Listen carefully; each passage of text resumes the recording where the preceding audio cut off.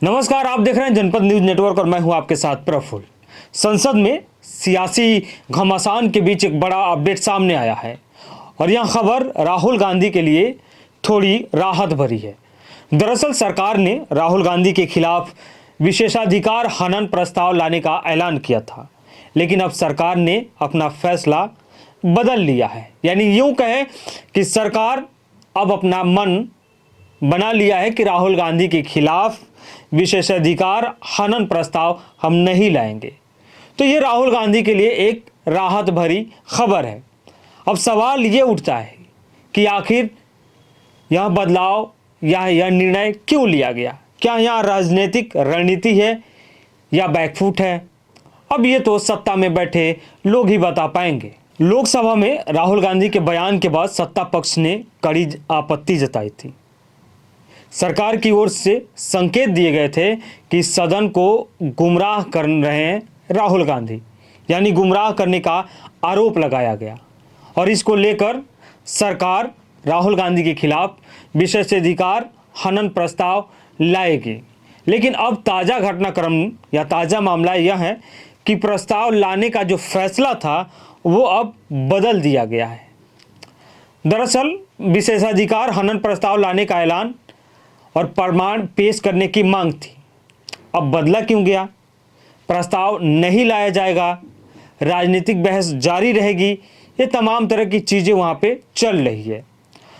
अब सूत्रों के माने तो सरकार ने कानूनी और संसदीय पहलू पर विचार करने के बाद यह निर्णय लिया।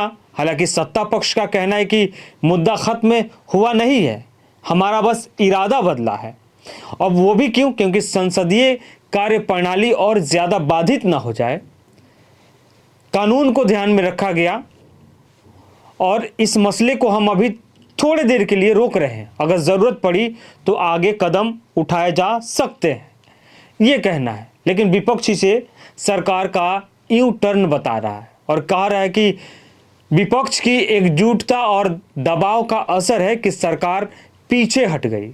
सरकार के पास कोई ठोस तर्क नहीं था जो हम पे लगा सके। वही सरकारी तर्क यह भी है कि हमने तथ्यों पर विचार किया। फिलहाल प्रस्ताव नहीं लाया जाएगा, लेकिन नियमों के तहत कार्रवाई और जवाबदेही तय की जाएगी। अधिकार सुरक्षित है, यानी हमारा जो दायित्व है वो अभी सुरक्षित है। हम एक्शन ले भी सकते हैं, लेकिन अभी हम नहीं ले रहे हैं। अब विपक्ष फिर वही बात कि सरकार को समझ में आ गया कि आरोप टिकाऊ नहीं है, इसलिए पीछे हट जाओ।